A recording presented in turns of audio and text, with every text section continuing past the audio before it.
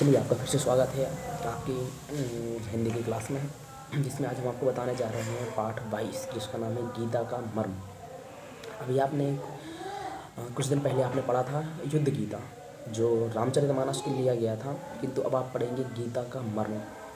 गीता के बारे में बता दें आपको कि गीता महर्षि वेदव्यास द्वारा रचित है।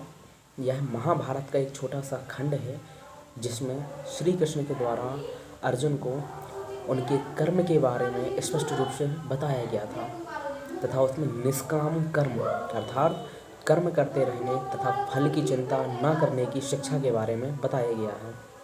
अर्थात गीता का मर्म यदि आपको समझना है तो आप एक लाइन को समझ लीजिए, निष्काम कर्मयोग, अर्थात निरंतर अपने जीवन में कर्म करते रहिए और फल की चिंता नहीं कीजिए। तो जो आप चैप्टर को रीड करेंगे तो इसमें आपको मालूम चलेगा कि किस प्रकार एक राजा ने पूरे राज्य में घोषणा करवा दी थी कि जो उसे गीता का पाठ समझा देगा वह उसे आधा राज्य दे देगा। बहुत से विद्वानों ने कोशिश की, लेकिन उन्हें कोई नहीं समझा पाया। तब गोवर्ण नाम के एक पंडित ने उन्हें गीता का पूरा मर्म समझाकर अक्षरशः 700 श्लोकों के साथ संपूर्ण गीता को याद करा दिया। किंतु राजा अपने राज्य के लालच में आ गए और उन्होंने झूठ कहा कि उन्हें गीता का ज्ञान प्राप्त नहीं हुआ है। दोनों में विवाद हो गया। तभी वहाँ एक महर्षि विशाख करके एक व्यक्ति आए, जिन्होंने दोनों में मध्यस्थता करने को कहा कि आप दोनों ने सच में गीता का मर्म नहीं समझा है, क्योंकि हे गोवर्ण, अगर गीता का मर्म आपने समझा होता तो आप निष्काम कर्म योग की चर्चा करते हैं, अर्थात कर्म करने के बाद फल की चिंता नहीं करते। आपने अपना कर्म कर दिया, ईश्वर आपको फल देगा। तथा उन्होंने राजा से कहा कि यदि आपने समझा होता तो आप भोग विलास की आशा नहीं करते, क्योंकि राजा के रूप में आपका कार्य जन कल्याण करना है, ना कि भोग विलास करना। उन्होंने एक उदाहरण देकर अर्जुन और इंद्रदेव का उदाहरण देकर उन्हें बताया। जैसे आपको भी जानकारी होगी कि अर्जुन को संपूर्ण धनुर्विद्या इंद्रदेव के द्वारा दी गई थी। जब इंद्रदेव ने पूरी विद्या अर्जुन को दे दी, तब उन्होंने अर्जुन से कहा कि जाओ पृथ्वी रूप पर राज करो, चक्रवर्ती सम्राट बनो। किंतु इसका जवाब देते हुए अर्जुन ने कहा, हे देव, मैंने यह विद्या असहायों की मदद करने, स्त्रियों की रक्षा करने तथा धर्म की स्थापना करने व असुरों का अंत करने के लिए ग्रहण की है, ना कि अपने जीवन को सुखमय और भोग विलास करने के लिए। अर्थात उन्होंने स्पष्ट रूप से कहा है। इस उदाहरण को संकेत देकर सभी को समझ में आ गया कि इसका अर्थ है निष्काम कर्मयोग करना। इस बात को सुनकर गोवर्ण आधा राज्य लेने के लिए मना कर दिया। उसने सोचा, मैं तो एक योगी हूँ, इस राज्य का क्या करूँगा। और राजा को जब इसका अर्थ समझ में आया तो उसको लगा कि राजा के रूप में उसका कर्तव्य जन कल्याण करना है, ना कि भोग विलास करना। तब वह अपना पूरा राजपाट देने के लिए तैयार हो गया, लेकिन अब राजपाट लेने के लिए कोई तैयार नहीं हुआ था। अर्थात आपको पाठ समझ में आ गया होगा। एक बार फिर से रीड कर लीजिए। अब आते हैं आपके प्रश्न नंबर पहला, जिसमें दिया गया है निम्नलिखित शब्दों के शब्दार्थ आप शब्दकोश से खोज कर लिखिए। तो इनको आप पीछे से देखकर आप नोट कर लेंगे। इसके बाद देखते हैं आप प्रश्न नंबर दूसरा, निम्नलिखित प्रश्नों के उत्तर संक्षेप में लिखिए। पहला क्वेश्चन आपका आता है, राजा ने मंत्रियों के समक्ष कौन सी इच्छा प्रकट की। तो इसमें आपका आंसर है, राजा ने मंत्रियों के समक्ष गीता का ज्ञान प्राप्त करने की इच्छा प्रकट की। दूसरा क्वेश्चन है, राजा की घोषणा सुनकर उनके पास कौन कौन आने लगे। तो आप लिखेंगे, राजा की घोषणा सुनकर दूर दूर से विद्वान लोग वहाँ आने लगे। तीसरा है क्वेश्चन, गोवर्ण राजा के पास क्यों आया था। तो आंसर लिखेंगे, गोवर्ण गीता का मर्म समझाने के लिए राजा के पास आया था। अगला है, गीता में कुल कितने श्लोक हैं। तो इसका आंसर है, गीता में कुल 700 श्लोक हैं। अगला है, राजा के मन में कौन सी कुटिलता समाई हुई थी। तो आप लिखेंगे, राजा के मन में आधा राज्य न देने की कुटिलता समाई हुई थी। अगला क्वेश्चन है, दूसरों को उपदेश देने का अधिकारी कौन हो सकता है। तो इसका आंसर है, दूसरों को उपदेश देने का अधिकारी वह हो सकता है जो स्वयं उस उपदेश पर आचरण करता हो।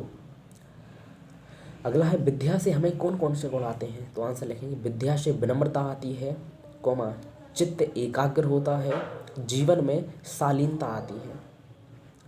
आपके संक्षेप के कंप्लीट हुए। अब आपके आते हैं विस्तार के। राजा आनंदपाल ने अपने मंत्रियों से क्या कहा और क्यों।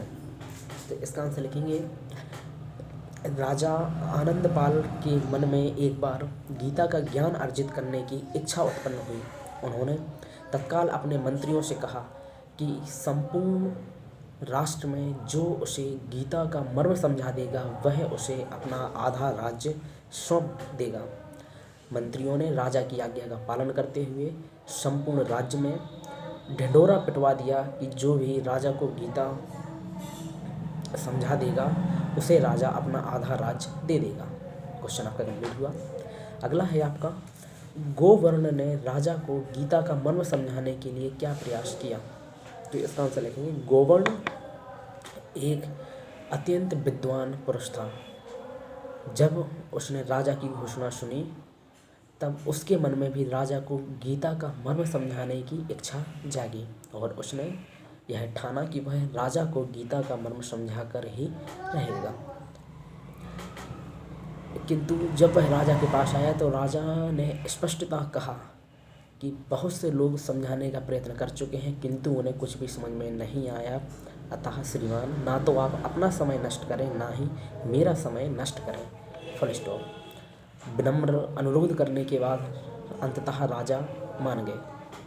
गोवर्ण ने, फुल स्टॉप के साथ लिखें, गोवर्ण ने एक एक अक्षर के साथ 700 श्लोक राजा को कंठस्थ करा दिए थे। Full stop. क्वेश्चन आपका कंप्लीट हुआ। अगला क्वेश्चन है, महायोगी विशाख ने दोनों की मध्यस्थता करते हुए क्या कहा? तो इसमें आप लिखेंगे, महायोगी विशाख ने दोनों की मध्यस्थता करते हुए कहा कि राजन तथा गोवर्ण, आप दोनों ने ही गीता का मर्म समझा ही नहीं है, क्योंकि गीता निष्काम कर्म योग का संकेत देती है।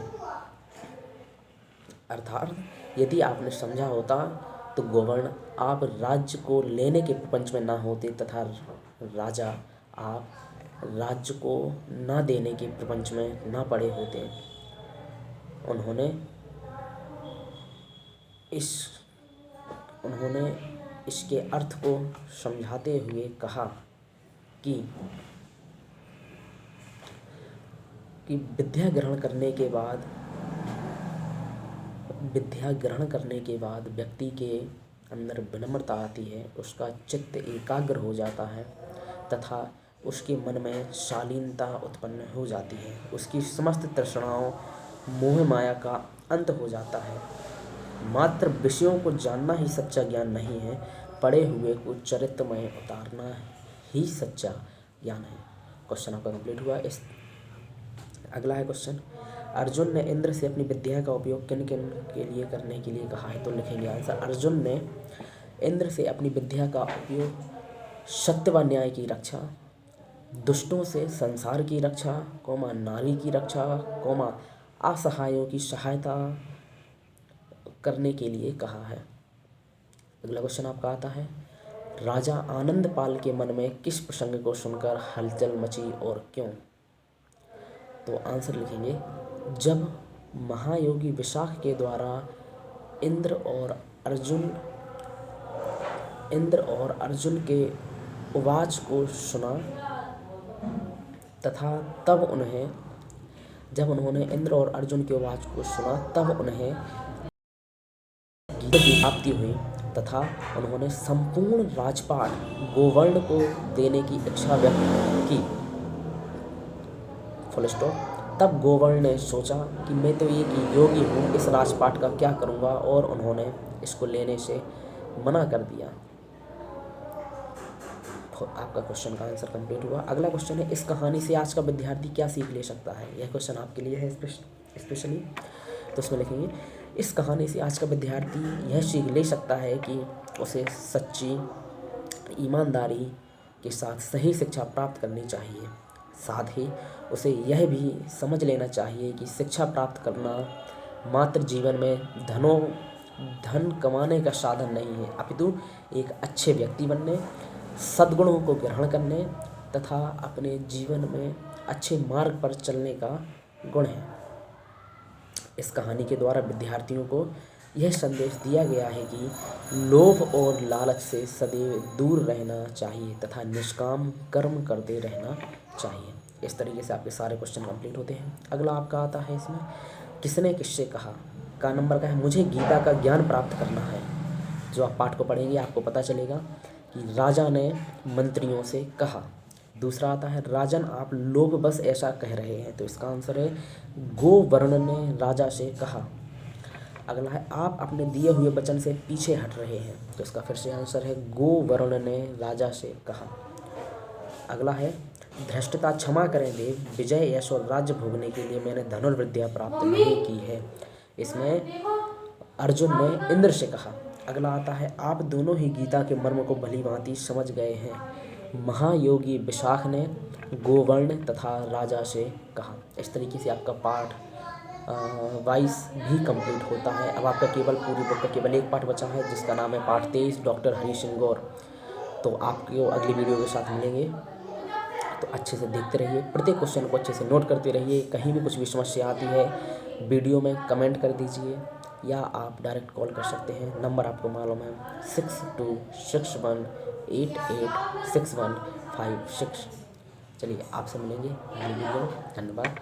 हंसते रहिए, मुस्कुराते रहिए, देखते रहिए और पढ़ते रहिए।